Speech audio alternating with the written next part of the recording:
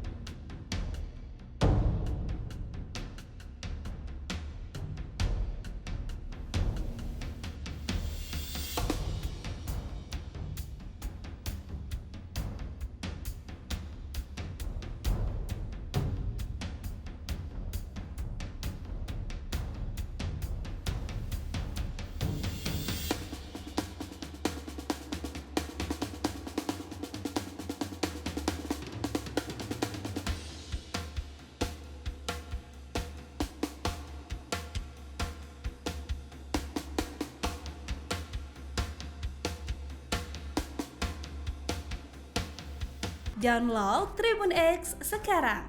Menghadirkan lokal menjadi Indonesia.